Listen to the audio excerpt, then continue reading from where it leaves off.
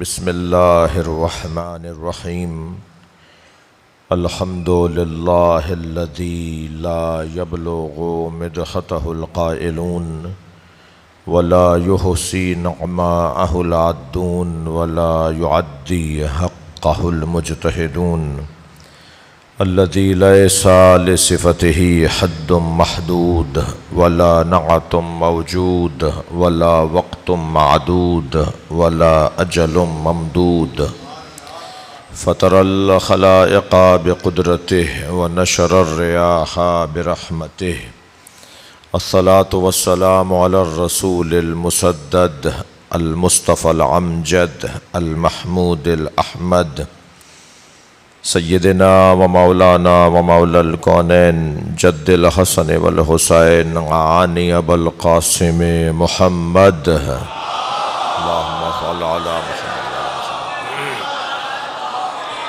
وآلہ الطیبین الطاہرین المعصومین الذین قال اللہ انما یرید اللہ لیذہب عنکم الرجس اہل البیت ویطہرکم تطہیرا اللہم صل علی محمد ولعنۃ اللہ علی اعدائہم اجمعین من یوم عداوتہم الی قیام یوم الدین اما بعد قال الحکیم فی قرآن الکریم بسم اللہ الرحمن الرحیم یا ایہا الذین آمنوا من یرتد منکم عن دینہ فسوف یأتی اللہ بقوم یحبهم ویحبونہ اذلۃ علی المؤمنین اعزۃ علی الکافرین یجاہدون فی سبیل اللہ ولا یخافون لومۃ لائم ذالک فضل اللہ یؤتیہ من یشاء واللہ واسع علیم انما ولیکم اللہ ورسولہ والذین آمنوا الذین یقیمون الصلاة ویؤتون الزکاة وهم راکعون صلوات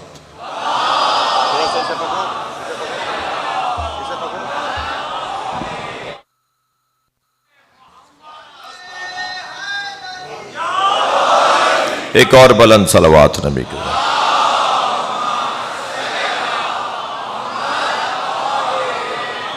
اس سے بلند صلوات پڑھ لیجئے اللہم صل علی محمد وعلی محمد۔ سورہ مبارکہ مائدہ کی مسلسل دو آیتیں میں نے آپ کے سامنے پڑھی ہیں، 54ویں آیت اور 55ویں آیت۔ واقعی طور پر 54ویں آیت 55ویں آیت کا مقدمہ ہے، یعنی پہلی آیت میں یہ بتایا جا رہا ہے کہ موحد کون ہوتا ہے، مسلمان کون ہوتا ہے اور مولائی کون ہوتا ہے۔ جی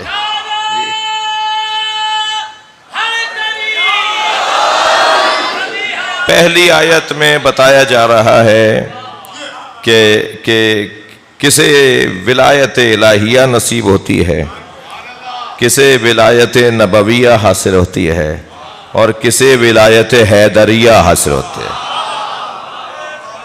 اور اللہ نے 3 ولایتوں کو ہر باکمال کے لیے قرار دیا ہے۔ جی اللہ نے 3 ولایتوں کو قرار دیا ہے، ولایت اللہ کی، ولایت رسول اللہ کی اور ولایت علی کی۔ اب بہرحال ہر ایک کی مرضی ہے کہ وہ قرآنی ایمان اسلام رکھے یا اپنے پسند کا اسلام رکھے۔ تو قرآنی اسلام جو ہے وہ 3 ولایتوں کا اعلان کر رہا ہے، مگر یہ جو تینوں ولایتیں ہیں، میں ابھی ترجمہ نہیں کیا، یہ جو تینوں ولایتیں ہیں یہ نااہل تک نہیں پہنچ سکتی۔ مولانا صاحب یہ اہلیت اور قابلیت کی بنیاد پر پہنچیں گی، اور پہنچنے کے بعد بھی مسلسل اس میں شدت، اضافہ، گہرائی، سنگینی اس میں بڑھتی چلی جائے گی۔ یعنی ہر موحد ایک جیسا نہیں ہے، کلمہ ایک جیسا ہے، ہر مصطفی ایک جیسا نہیں ہے، مگر وہ کلمہ سرکار کا پڑھتا ہے، اور ہر مولائی ایک جیسا نہیں ہے، چاہے وہ کلمہ مولا علی کا ایک جیسا ہی پڑھتا ہو۔ تو اب دو مرحلے ہو گئے، ایک ظاہری مرحلہ، ایک صوری مرحلہ، ایک ظاہری مرحلہ اور ایک حقیقی اور باطنی مرحلہ۔ ظاہری مرحلہ سب کا ایک جیسا ہوگا، آپ بھی علی ولی اللہ بولتے ہیں، وہ بھی علی ولی اللہ بولتا ہے، وہ بھی علی ولی اللہ بولتا ہے، وہ بھی لا الہ الا اللہ کہتا ہے، وہ بھی محمد رسول اللہ کہتا ہے، سب لفظ ایک جیسا بولتے ہیں، مگر سب کے سب کا لا الہ الا اللہ ایک جیسا نہیں ہے، سب کا محمد الرسول اللہ ایک جیسا نہیں ہے، سب کا علی ولی اللہ ایک جیسا نہیں ہے۔ ہر سورے کے آغاز میں بسم اللہ لکھی ہوئی ہے، تو اللہ قرآن کے آغاز میں ایک ہی بسم اللہ لکھ دیتا، وہ سارے پورے قرآن کے لیے کافی ہوتی، لیکن یہ ہر سورے پر وہی الفاظ، لفظ وہی ہیں، مگر ہر سورے کے مطابق مطلب بدل جائے گا۔ جی سورہ مبارکہ مثلا ممتحنہ کی بسم اللہ اور سورہ مبارکہ حجرات کی بسم اللہ ایک نہیں ہے، بھائی میری بات جا رہی ہے؟ نہیں، یعنی ہر سورے کی بسم اللہ اس سورے کے مطابق مطلب دے گی۔ ظاہری طور پر تو وہی بے سے شروع ہو رہی ہے بات اور رحیم کی میم پہ جا کے ختم ہو رہی ہے، تو بظاہر تو ایک جیسا ہے مگر ایک جیسا نہیں ہے۔ ایسے ہی لا الہ الا اللہ زید کا اور ہے، بکر کا اور ہے، اقبال کا اور ہے، معین الدین چشتی کا اور ہے۔ جی لا الہ الا اللہ، توجہ، لا الہ الا اللہ میرا اور آپ کا اور ہے، سلمان فارسی کا اور ہے، جی ابو ذر غفاری کا اور ہے، جی اور پھر اور آگے بڑھوں، مولا حسین کا اور ہے، علی کا اور ہے، نبی کا اور ہے، یعنی ان ہستیوں کا ایک جیسا ہے، ان ہستیوں کا ایک جیسا ہے۔ تو ایک ظاہری بیان اور خطاب اور الفاظ ہے اور ایک حقیقی اور واقعی مطلب ہے، ٹھیک ہو گیا؟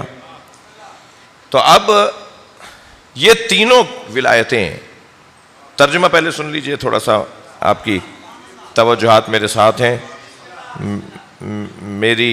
میرے گلے کی خستگی آپ کی سماعت سے ازالہ پائے گی۔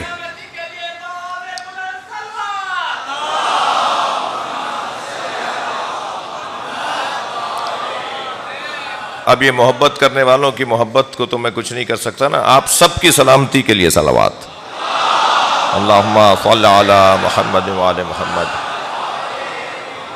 بات آگے بڑھے، اب ذرا ترجمہ سن لیجئے، پہلی 54ویں آیت شاہ صاحب، یا ایھا الذین آمنوا من یرتد منکم عن دینہ، اے صاحبان ایمان اگر تم میں سے کوئی ایک بھی دین سے پھر گیا، بات ہو رہی ہے صاحبان ایمان سے، تم میں سے کوئی بھی اگر دین سے پھر گیا، فسوف یأتی اللہ بقوم، تو یہ مت سمجھنا، اب یہ میرا محاوراتی ترجمہ ہے، تو یہ مت سمجھنا کہ تمہارے جانے سے ہمارا دین لپٹ جائے گا، تمہارے جانے سے ہمارا اسلام ہی ختم ہو جائے گا، تمہارے چلے جانے سے امام بارگاہ کو تالا پڑ جائے گا، تمہارے جانے سے مسجد بند ہو جائے گی، تمہاری وجہ سے مجلس نہیں ہو رہی، تمہاری وجہ سے جلوس نہیں نکل رہا، یہ تمہاری وجہ سے سارے کام نہیں ہو رہے، تمہاری عزت ان کی وجہ سے ہے،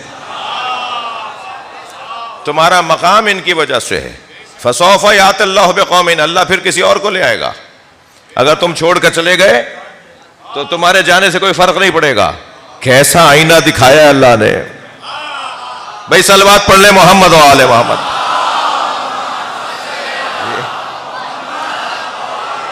بہت بڑا مجمع ہے، باہر تک لوگ بیٹھے ہوئے ہیں، بلند تر صلوات پڑھیں گے، اللہم صل علی۔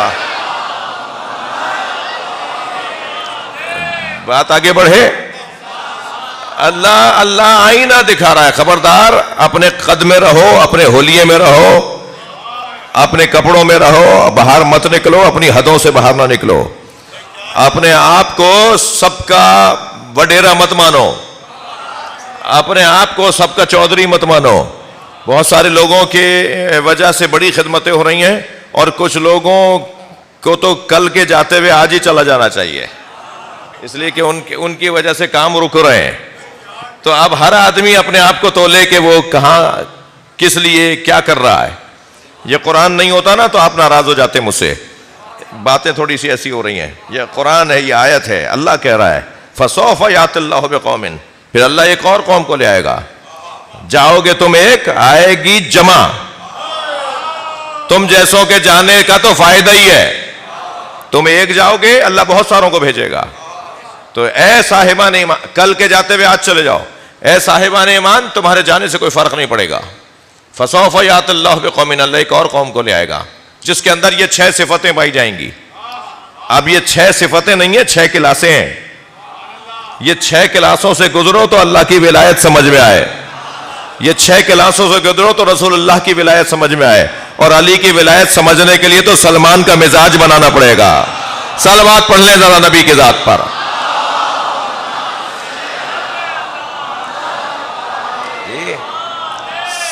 سب سے پہلی صفت یحبہم، اللہ ان سے محبت کرتا ہوگا۔ ارے کتنا بڑا کام ہے بھائی، اللہ ان سے محبت کرتا ہوگا۔ سب سے پہلی نشانی، پہلی علامت، پہلی صفت، اللہ ان سے محبت کرتا ہوگا۔ یحبہم یحبونہ، وہ بھی اللہ سے محبت کرتے ہوں گے۔ بات دو طرفہ ہے، معیار اتنا اونچا ہے۔ اچھا، اس وقت مجلس میں اسکول چلانے والے لوگ بھی بیٹھے ہوں گے، کالجز اور یونیورسٹیز کے پروفیسر حضرات اور وائس چانسلر حضرات بھی ممکن ہے بیٹھے ہوں یا سن لیں، ٹھیک ہے۔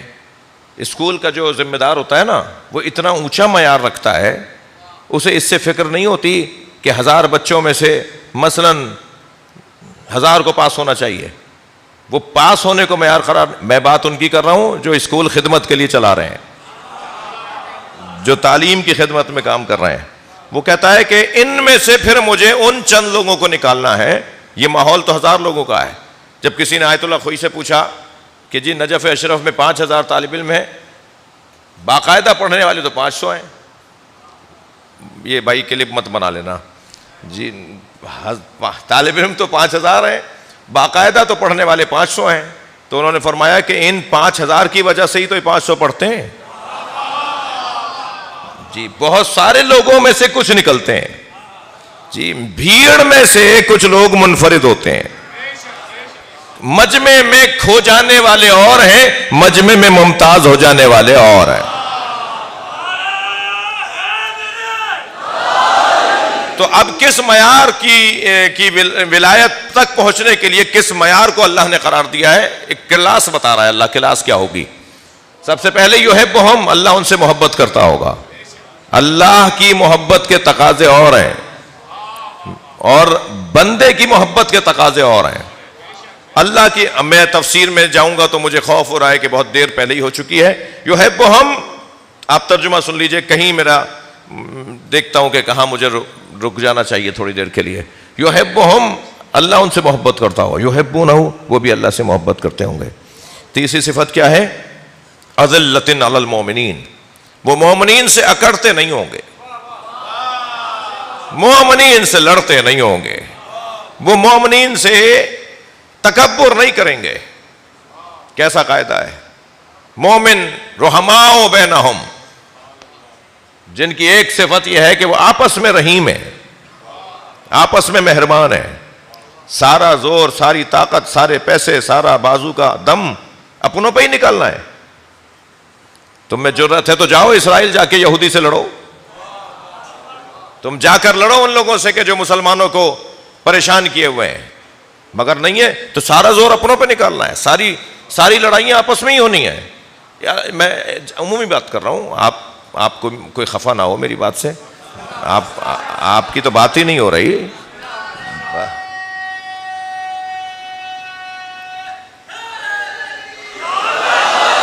اذلۃ علی المؤمنین، مومنین کے سامنے خاکسار، یہ تیسری صفت۔ چوتھی صفت سنیں گے، اعزۃ علی الکافرین، مگر کافروں سے وہ اکڑ کر بات کرتے ہوں گے جی۔ یہ چوتھی صفت. پانچویں صفت سنیں, یجاہدون فی سبیل اللہ, مسلسل اللہ کی راہ میں جہاد کرنے والے. ہاتھ پر ہاتھ رکھ کر بیٹھنے والا علی والا نہیں ہوتا. مسلسل جد و جہد, مسلسل کوششیں, کچھ نہ کچھ کرتے رہنا, کچھ نہ کچھ خدمت کرتے رہنا. یجاہدون فی سبیل اللہ. اور پھر چھٹی صفت, لا یخافون لومۃ لائم. میں تو کہتا ہوں یہ جو چھٹی صفت ہے نا, اسے لیڈر حضرات قومیات کے لوگوں کو اور مخلص لوگوں کو جب دل آزاریوں کا سامنا ہوتا ہے تو انہیں فریم کروا کے اپنے گھروں میں لگانا چاہیے. آتے جاتے آیت کے اس حصے پہ جب نگاہ جائے گی تو سب لوگوں کی دل آزاریاں اس ایک آیت سے ازالہ پا جائیں گی. اور وہ جملہ کیا ہے؟ لا یخافون لومۃ لائم. آیت کا حصہ, خبردار ملامت کرنے والوں کی ملامت سے وہ خوف زدہ نہیں ہوتے. ساری دنیا مذمت کرتی رہے, اللہ راضی ہے. سب مذمت کرتے رہیں, رسول اللہ خوشنود ہیں. ساری دنیا ایک طرف ہو جائے, علی مولا راضی ہے. کوئی پریشانی کی بات نہیں ہے, ہونے دیں ساری دنیا کو ایک طرف. میرا ضمیر مطمئن ہونا چاہیے. اندر کا سپاہی آواز دے, کسی باہر والے سپاہی سے روک ٹوک کی ضرورت کیا ہے؟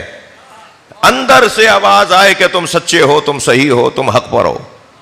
اور اگر اندر سے ہی مذمت آ رہی ہے, اندر سے ہی ناراضگی آ رہی ہے, تو بس یہ کمزوری ہے. لا یخافون لومۃ لائم. 6 صفتیں ہو گئیں. اللہ ان سے محبت کرتا ہے, وہ اللہ سے محبت کرتے ہیں. اس معیار کا وجود کون ہو سکتا ہے؟ ہمیں اس معیار کا وجود ایک تو خیبر کے میدان میں نظر آیا. بھائی جو بات سننا چاہ رہے ہیں وہ تھکے نہیں ہیں, اپنی آوازوں کو آزاد کریں گے. محفل مجلس کے اندر بیٹھ کر ہمیں ثابت کرنا ہے کہ ہم مجلس میں بیٹھے ہیں. خیبر کا میدان ہے, 40 دن تک جنگ لڑی جاتی رہی, فتح نہیں ہو رہی تھی, تو نبی نے فرمایا کل میں علم اسے دوں گا. لَأُعْطِيَنَّ رَایَةً غَدًا رَجُلًا كَرَّارًا غَيْرَ فَرَّارٍ يُحِبُّهُ اللَّهُ وَيُحِبُّهُ اللَّهُ وَرَسُولُهُ. کل میں علم اسے دوں گا جو کرار ہوگا, مرد ہوگا, غیر فرار ہوگا, اللہ اور اللہ کا رسول اسے چاہتا ہوگا, وہ بھی اللہ اور اللہ کے رسول کو چاہتا ہوگا. صلوات بر محمد و آل محمد.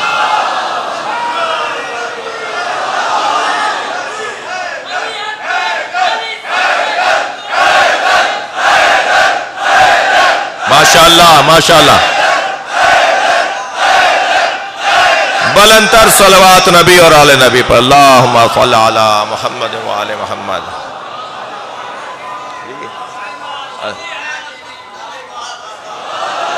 اللہ اور اللہ کا رسول جس سے محبت کرتا ہو. اہل ولا تشریف فرما ہے, صاحبان مودت لوگ بیٹھے ہیں جی. کل میں علم اسے دوں گا جو رجل ہوگا, کرار ہوگا. علماء کرام تشریف فرمائے, خاص طور پہ مولانا نزل حسین محمدی صاحب جی, علامہ اعجاز صاحب, ابرار بھائی بھی جوہری صاحب کے ساتھ بیٹھ کر بہت کچھ سیکھ چکے ہیں, اور بلکہ شاید بہت سو کو, تو شاہ صاحب, یہ سارے جن میں بہت سے لوگوں کو دیکھ رہا ہوں, شخصیات بیٹھی ہوئی ہیں, صاحبان ادب بیٹھے ہوئے ہیں, مرثیہ پڑھنے اور لکھنے والے لوگ بیٹھے ہوئے ہیں, ادیب حضرات تشریف فرمائے ہیں. اللہ آپ سب کو اپنی حفاظت میں رکھے. ڈاکٹر ظفر حیدر صاحب تشریف فرمائے ہیں. بڑی مجلس بڑی سنگین ہے, مجلس سنگین ہے. تو میں ایک جملہ کہوں کہ یہ جو کرار کا مطلب جو ظاہری طور پر لیا گیا ہے نا, کہ میدان میں پلٹ کر حملہ کرنے والا, پلٹے جھپٹے. تو جب ایک صاحب یہ ترجمہ کر رہے تھے تو میرے حلق سے اتر نہیں رہا تھا, اس لیے نہیں, مجھے بات سمجھ میں آ رہی تھی کہ علی تو وہ ہے ہی نہیں جو پلٹ کر آئے. علی سے بچ کے کوئی جاتا نہیں ہے اور علی کے پیچھے کوئی آتا نہیں ہے. تو یہ کیا مطلب نکلے گا اس کا؟ یا لے.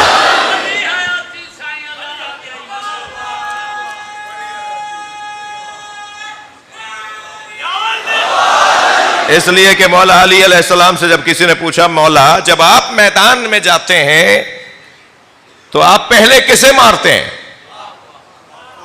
بھائی میدان میں اتر کے آپ گھوڑے پہ بیٹھے ہوئے کو مارتے ہیں جو اونٹ پر بیٹھ کے آیا ہو, جس نے زیادہ لوہا پہنا ہوا ہو, لمبے قد والے کو مارتے ہیں.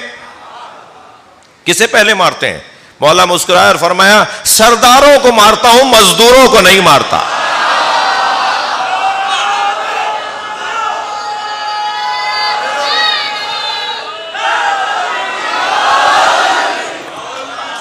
تاکہ کم سے کم خون بہے.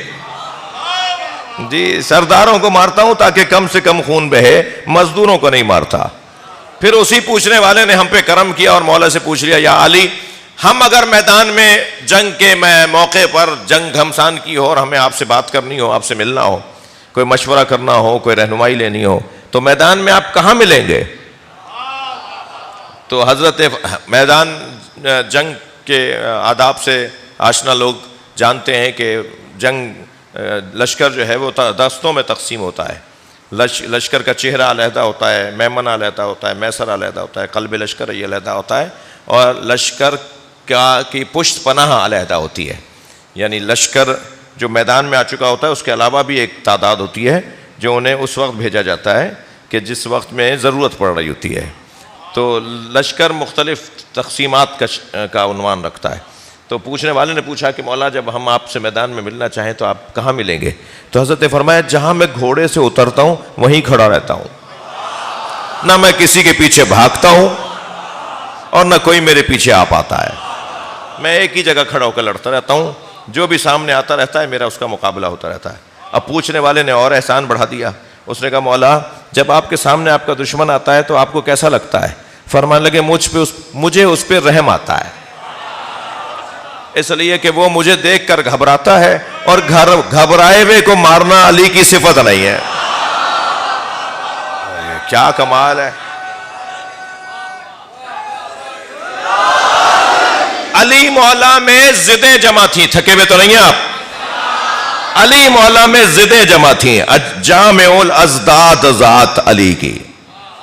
ان ضدوں میں ایک ضد یہ ہے کہ جو میدان میں اترا ہوا ہے وہ مہربان نہیں ہوتا.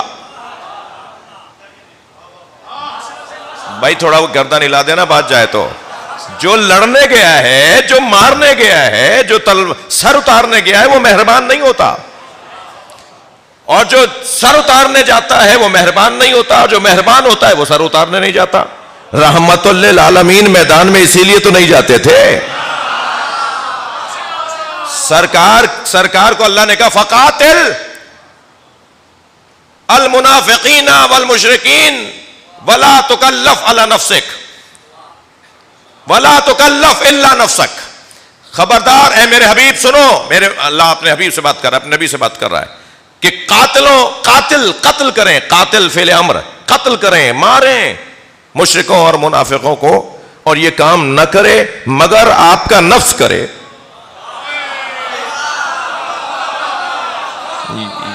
الا نفسک, یہ کام نہ کرے مگر آپ کا نفس کرے. اب یہ نبی مکرم نے کتنی مرتبہ تلوار اٹھائی؟ اسلامی تاریخ کے طالب علم بیٹھے ہوئے ہیں, سرکار نے کتنے لوگوں کو قتل کیا؟ اس لیے کہ رحمت للعالمین کے ہاتھ میں تلوار جچتی نہیں ہے. جو رحمت للعالمین ہوگا وہ ہاتھ میں تلوار نہیں دے گا. تو تبھی تو اللہ نے کہا تھا کہ لا تکلف الا نفسک, یہ کام نہ کرے مگر کرے تو آپ کا نفس کرے. تو وہ کون ہے جو نبی کا نفس ہے؟ وہ وہی ہے جو میدان مباہلہ میں انفسنا کے درجے پر گیا ہے. ہم اپنے نفس لاتے ہیں, تم اپنے نفس لاؤ. وہ وہی ہے, توجہ جملے کے اوپر قدر کیجئے گا, محسوس کیجئے گا. وہ وہی نفس مصطفیٰ ہے جو سویا تو نفس مصطفیٰ تھا, اٹھا تو نفس اللہ ہے. جو شب ہجرت سویا تو نبی کی جان تھا, اٹھا ہے تو نفس اللہ بن گیا. یہ امت علی کی برابری نہیں کر سکتی تو علی کے مولا محمد کی برابری کیسے کرے؟ مولا علی کی برابری جی, نبی ہم جیسے, تم علی جیسے تو ہو کے دکھاؤ جی. تم مولا علی کے بیٹے حسین کی طرح تو ہو کے دکھاؤ, پھر بات کرنا کہ نبی جیسے ہو, پھر بات کرنا کہ نبی تم جیسے ہیں جی. خبردار اب یہاں مولا جب میدان میں اتر رہے ہیں تو کون کیا تلوار لے کر اتر رہے ہیں، اور تلوار لے کر اتر رہے ہیں تو ایک عجیب انداز ہے. علی نے فرما دیا کہ مجبور پر ہاتھ اٹھانا کریم کی علامت نہیں ہے. تو جو میدان چھوڑ کر بھاگ رہا ہوتا تھا وہ مجبور ہوتا تھا، اور بھاگتے ہوئے علی تلوار اٹھاتے نہیں تھے.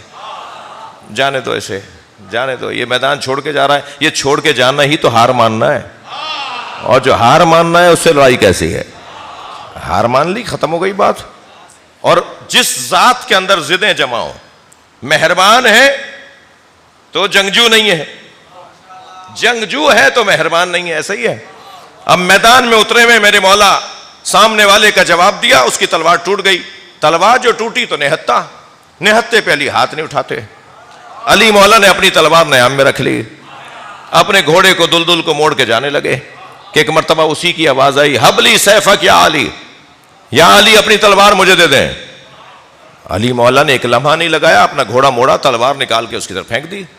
فضا میں اڑتی ہوئی تلوار آ رہی تھی، اس نے جھپٹی پکڑی اور تلوار لے کے مولا کی طرف آیا. اب جیسے جیسے علی کے قریب تلوار لے کر آ رہا تھا، ایسے ایسے علی مولا کے چہرے کا اطمینان اسے مار رہا تھا. بھائی تھوڑی گردن ہلا دو، بات جا رہی ہے تو. ایسے ایسے چہرے مولا کے چہرے کا اطمینان اسے مار رہا تھا. قریب آ کے تلوار تان کے کہنے لگا، کوئی اپنے قاتل کو تلوار دیتا ہے؟ حضرت نے فرمایا پہلے قاتل تھا پھر سائل ہو گیا تھا، علی سے مانگنے والا خالی ہاتھ نہیں جاتا.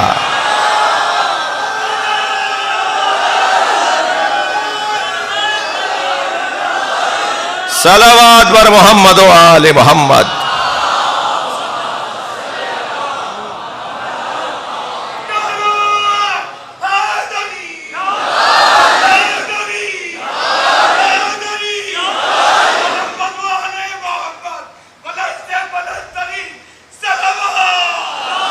اللہم صلی علی محمد و آل محمد. توجہ کر لیا آپ نے؟ اب جس سے اللہ محبت کرتا ہو اور وہ اللہ سے محبت کرتا ہو، پھر اس کی کیفیتیں کچھ اور ہیں. جن میں یہ 6 صفتیں پائی جائیں گی، جان لو تمہارا ولی اللہ ہے، تمہارا ولی اللہ کا رسول ہے، اور تمہارا ولی وہ ہے جس میں یہ 3 صفتیں پائی جائیں گی. مولا علی کو تو اللہ بھی چاہتا ہے علی کی بات زیادہ ہو. اپنے بارے میں ایک جملہ کہا ہے، رسول اللہ کے بارے میں ایک جملہ کہا ہے. علی مولا کی جب بات آئی تو اللہ بھی 3 جملے کہہ رہا ہے. ہمیں کیوں قصوروار ٹھہراتے ہو بھائی کہ تمہارے یہاں تو ہر بات علی کی ہوتی ہے، علی کی بات زیادہ ہوتی ہے. ہم کیا کریں، اللہ بھی یہی چاہتا ہے، اللہ بھی یہی چاہتا ہے کہ علی کی بات زیادہ ہو. لہذا 3 جملے مولا علی کے لیے. کون؟ تمہارا ولی اللہ و رسولہ والذین آمنوا الذین آمنوا ویقیمون الصلاۃ ویؤتون الزکاۃ وہم راکعون. کیونکہ وہ یؤتون الزکاۃ وہم راکعون ایک صفت ہے جو حالت رکوع میں زکات دیتا ہے. یؤتون الزکاۃ وہم در حالی کے وہ ہوتا ہے کس میں؟ راکعون، رکوع کی حالت میں. تو 3 صفتیں ہو گئیں، ایمان، نماز کا قیام، اور حالت رکوع میں زکات. تو اب اگر آپ اذانوں میں کہہ دیتے ہیں علی ولی اللہ کے بعد وصی رسول اللہ و خلیفۃ بلا فاصل، تو زیادہ سے زیادہ اگر آپ بات کر رہے ہیں تو ولی بھی ہیں، وصی بھی ہیں، خلیفہ بھی ہیں، تو اللہ بھی یہی چاہتا ہے کہ علی کی بات زیادہ کرو. جی اللہ بھی یہی چاہتا ہے مولا علی کی بات زیادہ ہو. اور پھر جو ان ولایتوں کا حامل ہو جائے، جو اس مقام پر کہ اسے یہ ولایتیں نصیب ہو جائیں، تو پھر اس کو اللہ حزب اللہ کہہ کے یاد کرتا ہے. بعد والی آیت، اس کے بعد والی آیت کا جو وَمَن يَتَوَلَّ اللَّهَ وَرَسُولَهُ وَالَّذِينَ آمَنُوا، اس کے بعد والی یعنی 56ویں آیت. اور جو اللہ کے رسول اور صاحب ایمان جس کی وہ صفتیں بتائی ہیں اس کی پیروی کر رہا ہو تو جان لے فَإِنَّ حِزْبَ اللَّهِ هُمُ الْغَالِبُونَ. تو حزب اللہ ہی غالب رہے گا. تو غالب کون رہے گا؟ مستقبل کس کا آئے گا؟ جو اللہ کا لشکر ہوگا، جو حزب اللہ ہوگا. حزب اللہ کون ہے؟ جو علی ولی اللہ تک پہنچا ہوا ہو. حزب اللہ کی وہ صفتیں پہلے بتا دی گئیں. تو غالب کون آئے گا, حاکم کون بنے گا, غلبہ کس کا ہوگا؟ بظاہر جنگ تو کوئی اور جیتے گا مگر غلبہ کسی اور کا ہوگا. ایسا ہو سکتا ہے کہ جنگ کوئی اور جیتے مگر غلبہ کسی اور کا ہو جائے. جنگ جیتنے والے کربلا میں یزیدی تھے مگر غلبہ حسین کا ہے. آپ دیکھ لیجئے, غلبہ حسین کا ہے. یہ بار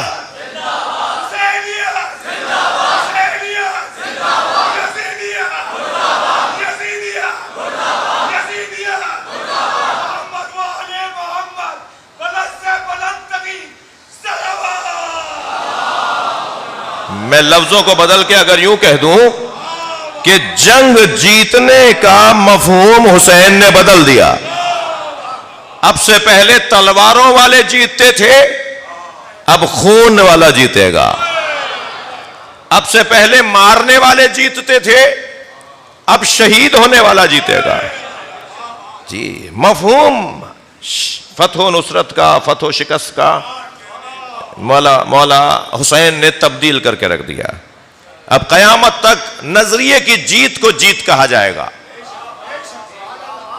توجہ ہے برات کی ہے.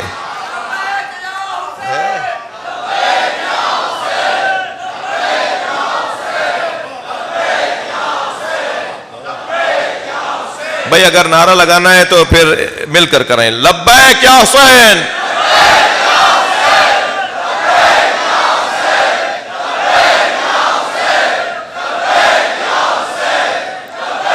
بلند تر صلوات محمد و آل محمد پر. بتائیے کربلا میں کون جیتا؟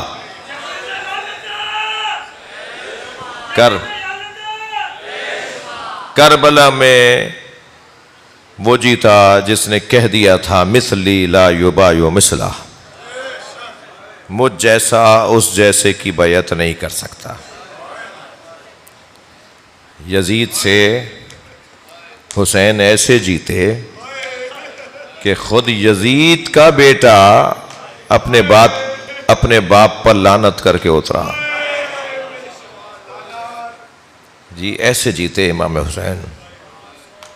ادھر خود یزید کا بیٹا معاویہ, جس کو ہم کہیں گے رحمت اللہ علیہ, اس لیے کہ اس نے اپنے باپ کی جگہ پر بیٹھ کر ایک خطبہ دیا اور خطبہ دے کر ممبر سے اترایا یہ کہہ کر کہ میں اس جگہ نہیں بیٹھوں گا, اتنی دیر بھی اس لیے بیٹھا ہوں تاکہ میں اپنے باپ کا کارستانی بتاؤں, اپنے باپ کا جرم بتاؤں. بہت سے بچوں کو شاید یہ بات نہیں ہو, دہرانے کی ضرورت ہے بار بار. دادا کے نام پہ پوتے کا نام تھا یزید کا بیٹا معاویہ.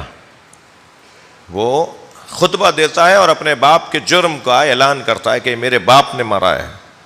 آج 1400 سال کے بعد یزید کے کچھ بچے پیدا ہوئے ہیں جو کہتے ہیں کہ یزید نے کچھ نہیں کیا تھا, اور یزید کا اپنا بچہ کہہ رہا تھا جی کہ میرے باپ کے ہاتھوں پر اہل بیت کا خون ہے, میں اس کرسی پر نہیں بیٹھوں گا جہاں میرا باپ بیٹھا تھا اور تشت میں حسین کا سر تھا. اجرکم اللہ. سنی شیعہ نے لکھا ہے, یہ جو معاویہ ابن یزید کا خطبہ ہے وہ سنی شیعہ نے لکھا ہے. پھر خود یزید نے اقرار کیا. جی وکیلوں کی اور گواہوں کی ضرورت وہاں ہوتی ہے کہ جہاں مجرم اقرار نہ کرے. جی وکیل آ کر کہہ رہے ہیں نہیں اس نے نہیں کیا تھا, وہ خود کہہ رہا ہے میں نے کیا ہے.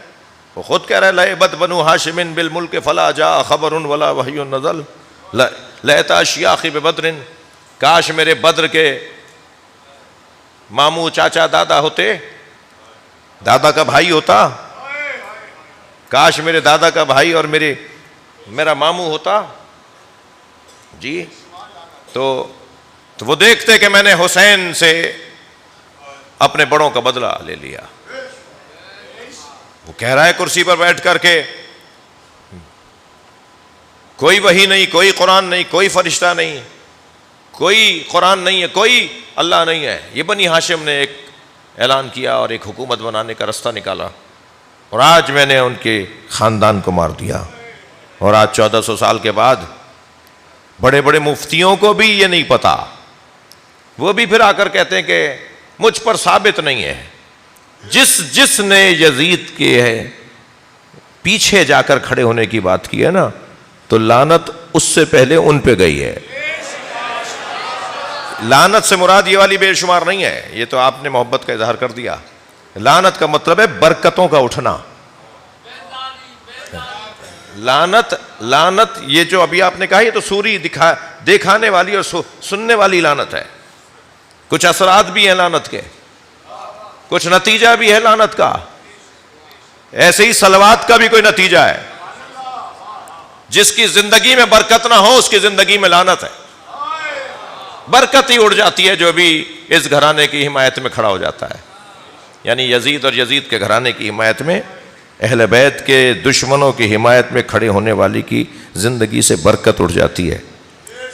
اور اہل بیت جو تنہا کر کے مارے گئے، اہل بیت جنہیں پیاسا کر کے مارا گیا، اہل بیت جنہیں گھیر کر مارا گیا، اہل بیت کہ جنہیں مارنے کے بعد ان کے سروں کو دیار بدار لے جایا گیا، اہل بیت جنہیں مارنے کے بعد ان کے گھر کی بچیوں کو اسیر بنایا گیا، جو بھی آج اہل بیت کا نام لیتا ہے ان کی وجہ سے زندگی میں برکت آ جاتی ہے۔ میرے بھائی ابھی علامہ اعجاز صاحب بھی، سہیل شاہ صاحب بھی یہ باہر سے پڑھ کر آ رہے ہیں۔ ذاکرین یہاں آئے ہوئے تھے، اب کہیں اور گئے ہیں، کہیں اور گئے ہوئے تھے، واپس آ رہے ہیں۔ ہم دنیا میں اتنی عزت، اتنا احترام، یعنی لوگ ہمارے اوپر قربان ہوئے چلے جا رہے ہیں، اپنی ساری نعمتیں ہمارے حوالے کر رہے ہیں۔ ہماری آمد مولا حسین نے فرمایا تھا 1400 سال پہلے، راہوں سے رستوں سے ایسے ہوتی ہے، امام حسین نے فرمایا تمہاری آمد، تمہارا آنا جانا ایسا ہے جیسے بادشاہوں کا آنا جانا ہوتا ہے، لوگ اپنی نعمتیں تمہارے حوالے کر دیتے ہیں، یہ صرف ہماری وجہ سے ہے۔ یہ تم سے جو پیار ہے، تو جو بھی اہل بیت کے ساتھ جا کے کھڑا ہو گیا اس کی زندگیوں میں برکت آ گئی، اور جو بھی اہل بیت کے دشمنوں کے ساتھ جا کے کھڑا ہوا اس کی زندگی میں لعنت، یعنی چین، سکون، برکت ہی ختم ہو گئی۔ اتنا بڑا مجمع، بہت سے لوگوں کو زمین پر اتنی دیر بیٹھنے کی عادت نہیں ہے، بہت سارے لوگوں کی عادت ہے کہ وہ نرم جگہ پہ بیٹھتے ہیں، مگر اتنی دیر سے آپ بیٹھے ہوئے ہیں، آپ کو کوئی تکلیف نہیں ہو رہی نا؟ یہ تو میں نے کہہ دیا تو شاید آپ کو احساس بھی ہو گیا، ورنہ بہت سے لوگ تو باہر اور زیادہ، آپ تو پھر بھی کارپیٹ پہ بیٹھے ہیں، بہت سے لوگ شاید باہر اس سے اچھا نہیں ہوگا جی، تکلیف میں بیٹھے ہیں نا، مگر ضمیر مطمئن ہے۔ اور ہم سب ایک بی بی کو شکل دکھانے آئے ہیں، وہ ہے حسین کی ماں زہرا، اجرکم اللہ، اجرکم اللہ۔ اللہ آپ کو کسی غم میں نہ رلائے سوائے غم اہل بیت میں رونے رلانے میں قرار دے۔ آج کی اس مجلس میں تو ویسے ہی ہماری حاضری کچھ اور ہونی چاہیے جی۔ ہمارے کسی بڑے کا انتقال ہو جائے تو اس کا سوئم بڑے شان سے ہوتا ہے۔ ہمارے ابھی عزیز کا، ہمارے محترم خدمت گزار بھائی کا بھی انتقال ہوا۔ ٹیٹو بھائی کا نام کیا ہے؟ نام کیا ہے ان کا؟ مسرور بھائی کا جنازہ ہے کل نماز ظہرین کے بعد۔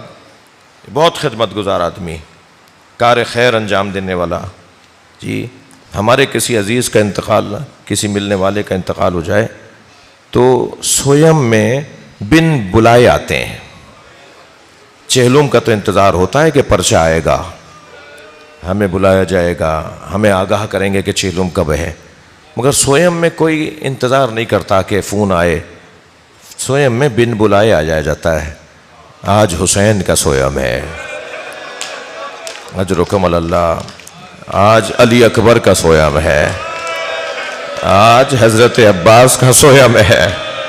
جو جہاں بیٹھا ہے اپنی آواز کو آزاد کرے گا، تکلف کر کے نہیں روئیں گے۔ اللہ آپ کو کوئی غم نہ دے سوائے غم اہل بیت میں، ہمیں رونے رلانے والوں میں قرار دے۔ عزادارو، آج اون و محمد کا سویم ہے، آج حضرت قاسم کا سویم ہے، اور جو رونے آئے ہیں جملہ کہوں، آج علی اصغر کا سویم ہے، آج رباب کے بچے کا سویم ہے. اجرکم اللہ. آج حسین کا سویم ہے. اللہ اکبر. سویم تک ہمارے گھروں میں چولہا نہیں جلتا. سنی شیعہ کے ہاں یہ حکم شرعی ہے کہ سوگ 3 دن کا ہوگا. سویم تک چولہا نہیں جلتا.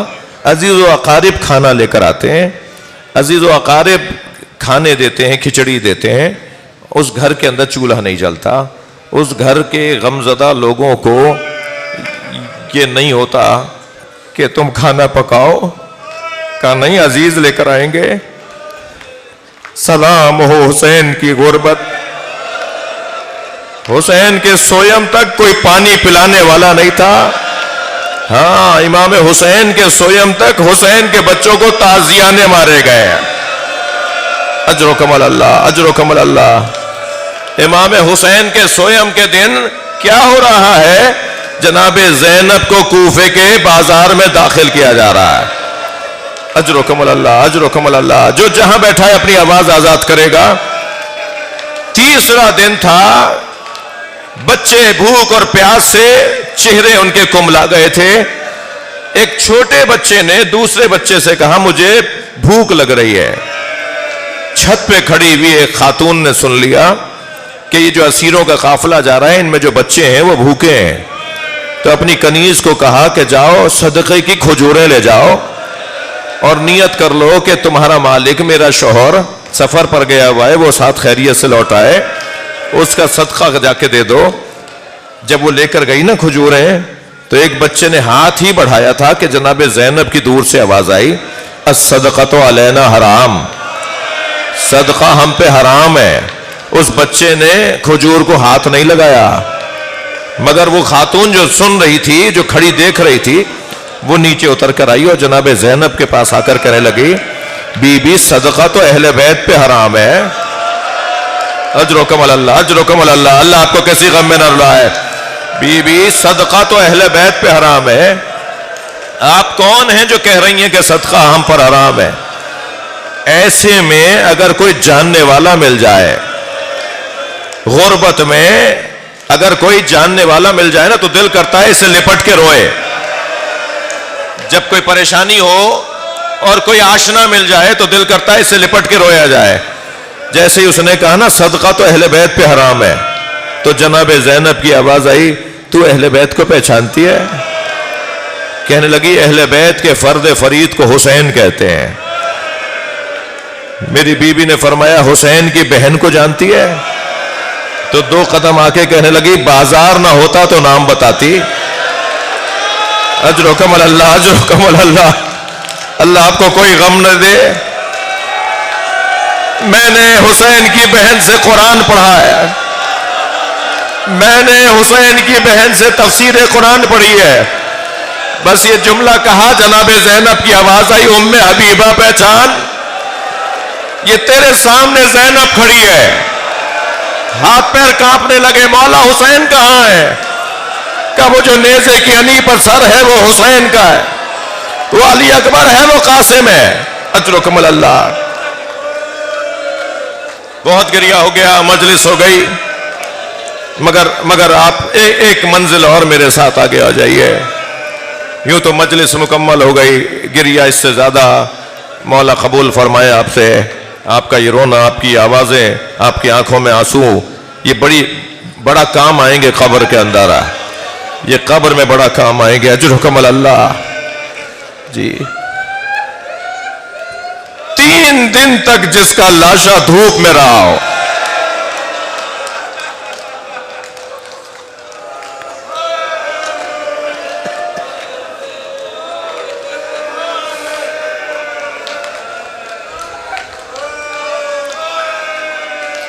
بنی اسد کے لوگ تیار ہوئے کہ حسین کا لاشا دفنا دیا جائے. بیلچے کھدال ہاتھ میں لے کر اپنے گاؤں سے نکلے. سامنے میدان میں امام حسین کا لاشا. تیسرا دن ہے نبی زادے کا لاشا. یہ وہی حسین ہے جسے گود میں لے کے زہرا نے چکی پیسی. یہ وہی حسین ہے جس کا جھولا جبریل جھلاتا تھا. تو 3 دن سے بغیر کفن کے بغیر دفن کے ہے بنی اسد چلے ہیں کہ امام حسین کو دفنائیں کہ سامنے سے گھوڑ سوار آتا دیکھا تو یہ سمجھے کہ کوئی حکومت کا کارندہ ہے تو ایک دوسرے کو آوازیں دیں کہ واپس چلے جاؤ کہیں مخبری نہ ہو جائے کہیں ہمیں سزا نہ دی جائے تو دور سے جو آ رہا تھا نا اس نے آواز دی انا زین العابدین میں علی ابن الحسین ہوں مجھے تمہاری مدد کی ضرورت ہے رک جاؤ مدد جب امام سجاد معجزے سے آ سکتے تھے وہاں دنیا دیکھ رہی ہے کہ آپ زنجیروں میں جکڑے ہوئے ہیں کوفے میں اور ادھر امام آ گئے ہیں بابا کو دفنانے کے لیے کیونکہ امام کو امام کے علاوہ معصوم کو معصوم کے علاوہ کوئی اور دفنا نہیں سکتا جی یہ وہی قاعدہ ہے جس قاعدے کے مطابق امام محمد تقی امام رضا کو دفنانے کے لیے امام کو غسل و کفن دینے کے لیے خراسان پہنچے تھے 8 سال کی عمر میں وہی قاعدہ ہے کہ معصوم کو معصوم جناب زہرا کا جنازہ مولا علی نے کیوں غسل دیا اس لیے کہ اس وقت معصوموں میں علی ہے کہ جو معصوم کو معصوم ہی غسل دے گا ایک علت جناب زہرا کو غسل دینے کی مولا علی کی ایک علت یہ ہے کہ ایک مرتبہ فرمایا مجھے اب مولا جو معجزے سے آ سکتے تھے تو معجزے سے سارے کام بھی ہو جاتے مگر گواہ بنانا تھا تاریخ بنانی تھی تاریخ لکھے گی کہ علی بن الحسین تو یہاں تھے کوفے کے اندر تماشا دیکھنے والے کہیں گے ہم نے تو یہاں دیکھا تھا یہ بتائیں گے کہ وہ آئے تھے اور ہم نے ان کے ساتھ دفنایا تھا راوی بنیں گے نا روایت بنے گی نا تاریخ بنے گی نا کل آنے والے قلم فروش مورخوں کو یہی جواب دیں گی یہی روایت جواب دے گی نا آواز آئی امام کی رک جاؤ مجھے تمہاری مدد کی ضرورت ہے امام قریب آئے امام نے پہلے ان سے پرسہ لیا ان سب نے امام کو پرسہ دیا پھر امام نے فرمایا ایک بڑی قبر بناؤ ایک بڑی قبر کھودو ایک بڑی قبر انہوں نے کھودی بنائی پھر امام نے سارے شہداء کو ایک قبر میں لٹایا جس کا نام گنج شہیدہ رکھا اللہ آپ کو لے جائے کربلا جب آپ امام حسین کے حرم میں جائیں گے نا تو ایک بڑی قبر ہے جسے گنج شہیدہ کہتے ہیں وہ وہی جگہ ہے اس میں سارے شہیدوں کو رکھا اور پھر فرمایا اب میرے ساتھ نہر کے کنارے چلو اجرکم اللہ اب میرے ساتھ نہر کے کنارے چلو فرات کی ترائی پر چلو وہاں جو پہنچے تو وہاں ایک لاشا ہے جو عباس علمدار کا لاشا ہے امام نے فرمایا قبر بناؤ اب جب حضرت عباس کا لاشا اٹھانے لگے نا تو لاشا ڈھلک جاتا تھا لاشا ڈھلک جاتا تھا حضرت عباس کا جوڑ علیحدہ تھا اللہ آپ کو جناب سکینہ کی قبر پر لے جائے اللہ آپ کو حضرت عباس کی اصلی قبر پر لے جائے جناب سکینہ کی قبر جتنی ہے نا اتنی ہی قبر جناب عباس کی ہے جس کا قد اتنا لمبا ہو تھکے نہیں جنہیں رونا جس کا قد اتنا لمبا ہو جو دراز قد قوی ہیکل وجود ہو اس کا جنازہ اتنا چھوٹا کیسے رہ گیا امام نے چٹائی میں لاشا لپیٹا اور قبر کے حوالے کرتے ہوئے ایک مرثیہ پڑھا چچا آپ کو کربلا کی ریت مبارک ہو اور میں کوفے میں زینب کبریٰ کے ساتھ ہوں وہ بار بار آپ کو آواز لگاتی ہیں میرا وہ پردے کا محافظ کہاں ہے جس نے مجھے مدینے میں اجرکم اللہ واپس آئے اور فرمایا 2 قبریں بناؤ ایک پائنتی کی طرف ایک سرہانے کی طرف تو پائنتی کی طرف حضرت علی اکبر کو لٹایا اور سرہانے کی طرف بابا حسین کو لٹایا اور امام حسین کو قبر میں لٹا کر جناب علی اکبر کو لٹا کر قبر کو خاک سے یکسان کیا اور حضرت علی اکبر سے ایک جملہ کہا تمہیں بابا کا جوار مبارک ہو اے میرے بھائی علی اکبر تمہیں بابا کا جوار مبارک ہو قبر کو مولا نے بنا کر انگشت شہادت سے ایک جملہ لکھا کیوں لکھ رہے ہیں جملہ کیونکہ ابھی چند ہی دنوں بعد جابر ابن عبداللہ الانصاری آئیں گے صحابی رسول آئیں گے وہ ان قبروں میں کیسے پہچانیں گے کون سی کس کی قبر ہے تو قبر پہ کیا لکھا ہاذا قبر الحسین الذی قتلوا عطشانا یہ اس حسین کی قبر ہے جسے پیاسا مارا عزاداروں مجلس میں نے مکمل کر دی بس ایک جملہ اور سن لیجئے اور پھر مجلس عزا میں نوحہ خانی میرے بھائی آصف مغل کریں گے میرے مولا نے قبر پہ لکھا یہ اس کی قبر ہے جسے پیاسا اس حسین کی قبر ہے جسے پیاسا مارا یہ جو مصائب میں پڑھ رہا ہوں نا ایسے ہی حرم امام حسین میں ایک عالم دین مصائب پڑھ رہے تھے ممبر سے جب اترے تو جیسے آپ رو رہے ہیں ایسے ہی روتے ہوئے ایک جوان نے کہا کہ آپ نے یہ نہیں بتایا کہ علی اصغر کو کہاں دفنایا آپ نے یہ نہیں بتایا کہ کہ امام سجاد نے علی اصغر کو کہاں دفنایا؟ تو ان عالم دین نے کہا مجھے نہیں پتا کہ حضرت علی اصغر کو کہاں دفنایا. رات آئی، بستر خواب پر گئے، خواب کی حالت میں امام حسین کو دیکھا. امام روتے ہوئے نظر آئے اور فرمایا ہمارے رونے والوں کو بتاؤ علی اصغر میرے سینے پہ سو رہا. زین العابدین نے علی اصغر کو میرے سینے پر لٹا دیا. الا لعنت اللہ علی القوم الظالمین. ماتم حسین.